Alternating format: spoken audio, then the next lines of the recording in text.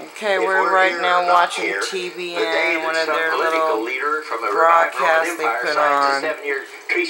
Paul standing on his wizardry stage, proclaiming God, leaving out the survival of the saints and the mark of the beast, and about how we need to flee into the wilderness and how to survive.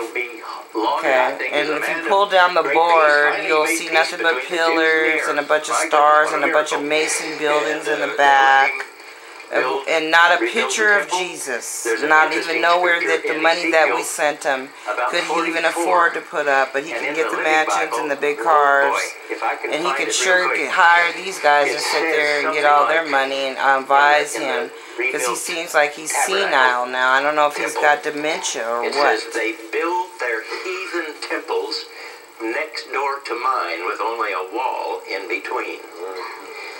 Very interesting. I have stood. How many people have been misled from this guy and what's his name, Billy Graham? That's not where Solomon's temple was. No, they must have a deal with the devil. Right behind the eastern gate. And there's a big empty place right there. Perfect place to rebuild the temple for the Jews. And that will happen, by the way. Yes, it will. And yeah, that's another thing I'm going to make a video about. Perfectly in the rebuilding of the temple and how they deceive people. Here it is. Ezekiel 43, verse 8. I'm reading from the Living Bible. Notice how he positions himself behind the word race, because he's a racist. And probably a member of the Ku Klux Klan. Their idol temples beside mine, with gray. only a wall God between, shows us there's just too much gray. He can't get it. He doesn't even know it. He hasn't known it for a long time. Sure it is. But they sure put him in charge, didn't they? And that's not where Solomon's temple they funneled him the money to block the Christians. Shame on you, Paul Crouch! You got a meeting with Jesus. With Israel securing their borders and their peace for 7 years. Oh, I'm sorry. And I hope to be gone. Mom, it's only 8 o'clock. I can't believe I have to be quiet at 8 o'clock. I'm sorry. I forget that I'm under total control. You know, what's so interesting... This is what Paul Crouch loves, isn't it, Paul? What you love so much? Discussion 28 years so ago. you can sit up here and block a real Christian studio, huh, Paul? Look at you tripping up. You can't even fill the air time, can you, Paul? Why don't you pass it over to your son? Believe in a mid-trib. Maybe the Lord left it a little ambiguous, so that we would all have to work it out together in agape love. Yeah, I bet. You've been loving us so much you haven't rescued not one Christian. Where's the rescue shows, Paul? Because they're all over the world getting martyred every 5 minutes. How come you don't have a clock up? You started, but you haven't finished. Oh, wait, you forgot about them, right? Because you're too busy paying them mansion payments. See these Arab populations that I mentioned to you, they are going to try to destroy Israel, but Israel will win. You've been destroying Israel, Paul. You've been doing it. Why don't you tell the truth? Oh, wait, that's a secret. Right now, there are numerous passages. We can't hear about that because the media whores can't research it, or they might get put in jail like the Fox News person. Execute my vengeance on Edom. Edom's in Psalm 83. Who are these guys anyway, sitting here advising this old geezer? And Edom is just across the Jordan River in what is now Jordan. Yeah, it was in southern Jordan, but the Edomites were fathered by Esau, Jacob's twin brother, Ezekiel 36. Yeah, and that's where they talk about the division of the black and the white races. Of course, they'll touch on that. They don't believe in no black people having nothing. Today, they've been keeping us blocked for so many years, like the Berlin Wall. You guys are racist Nazis. You can't see that we need a black Christian network, huh? That a minority one that everyone should have. But you guys just own everything, don't you? All three of them. Don't feel ashamed to it, do you? Because we have to go through the white man for everything. When you see tents of, it's either dealing with military encampments or refugee conditions. Yeah. It's their plight, the Palestinian plight. Yeah. All we can listen to what the white man says, what the white man preaches out of his Bibles, and then we can only know. Calm before the storm, but there's a war coming. And it's going to be a big climactic. Now that you guys cause and profit from, because you're warmongers. Why don't you check your money trail? I bet you it'll lead straight to the oil companies and the elite and the Masons and the satanic cults. The Psalm 83. But of course they can't research that, can they, Paul? Because you pay them off with bribes, don't you, Paul? We know about your little sexual harassment cases with your men, how you like men, Paul. We know all about it. You think you can hide it from Jesus, Paul? The rapture to me is a signless event. It's imminent, and it could happen at any given moment, and that we should be redeeming the time. Like we're doing right now. Every moment we should be redeeming the time, like Jonathan and Irvin are doing. Telling people about the prophecies, introducing people to Jesus Christ. I bet. You won't even pay for nothing. I'll give the Lord I haven't seen you buy nobody no houses or no cars. Go ahead and let that Psalm 83 happen. But you're steady asking for money. I'm surprised you haven't begged for none yet. And an ingathering of souls after that, you would scare the devil out of everybody. Right. And we would win multitudes, wouldn't we? Amen? Have I got a witness out there? Let's believe it, that God will let us. Probably haven't won a soul. That could also trigger but to hell, Paul.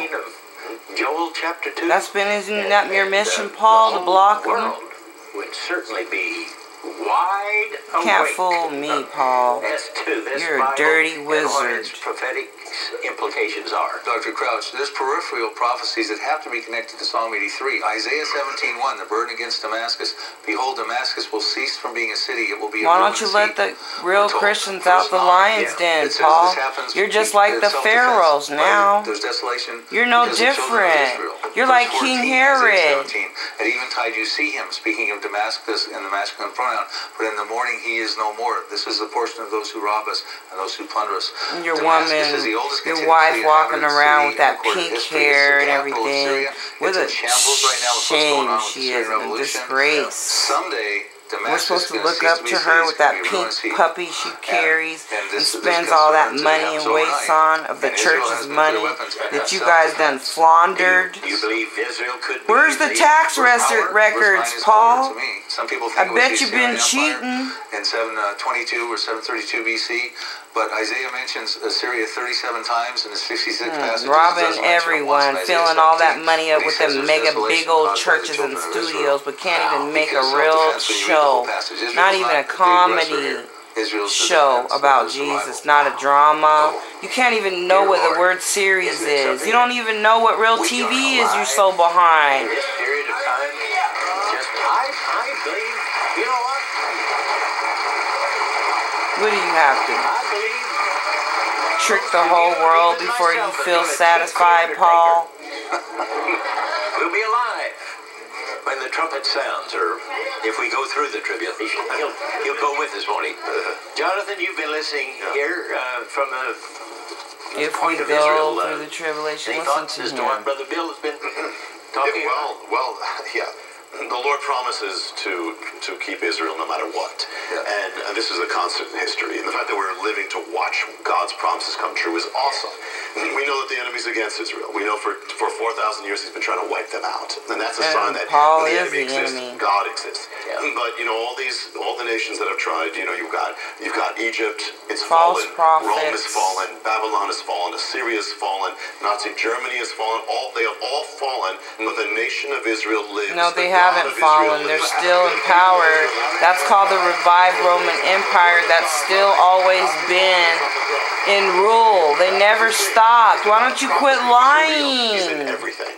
Oh, Yeah. You guys are liars. You're about to get me happy here tonight. Lord, even so, come. Lord, We have Jesus, proof of it. Nearing the There's end of the documents and program, give us a statistics. final wrap up here. Well, the one thing I'd like to say, Jesus prophesied about the political situation that's developing right now in Israel. President Obama was in Israel last week, pressuring Israel to give up the settlements, the area called Judea. Jesus prophesied about Judea in Matthew 24, 15 and 16. He said, when you see the abomination of desolation, spoken of by Daniel the prophet, stand in the holy place, whoso reads, let him understand. They got clones then let now. those which be in Judea flee. The big question right now about the 350,000 Jews that live in Judea tonight is, how do we get a peace deal, turn the West Bank into a homeland for the Palestinians? What do we do with these 350,000 Jews who say, we're not leaving, this is our promised land? Salam Fayyad, the prime minister of the Palestinians, came up with the answer. He said they don't have to leave. There's 1 million Palestinians living in Israel under Israeli government. They can stay here as a Jewish minority under the Palestinian government. And that's what's getting ready to happen. Apparently, even Prime Minister Netanyahu is now for that, because you can't carry 350,000 Jews out once this peace treaty is signed. But Jesus said, okay, you strike that deal at the beginning of the 7 years. But 3.5 years later, there's going to be something about the Antichrist asserting he's the ultimate authority on the Temple Mount that's going to ignite the passion of the Palestinians. And the Bible says, if you're out there at the abomination of desolation, when you see the Antichrist stand on that Temple Mount claiming to be Messiah and God, you better hit the ground running. It's going to activate the Jews. Yes. Not the Palestinians. No, it's going to activate the anger of the Palestinians. Oh, the anger. And they're going to start slaughtering the Jews. Jesus said, if you're on your housetop, don't even come down to your house to grab your clothes. Hit the ground running, because then shall be great tribulation, such as never has been before, nor ever again shall be. The Palestinians, this whole deal, they never did love the Jews. They never will love the Jews. No. They're going to unleash their anger at that point. Yeah, and you guys revved them all up, didn't you? By starving them and not giving them nothing. So you did it. You put fire on it. My phone rang incessantly for 2 weeks. Whoa. And we're going to send another one out. But when they run for their lives, Anytime you do that to people, you know there's going to be violence.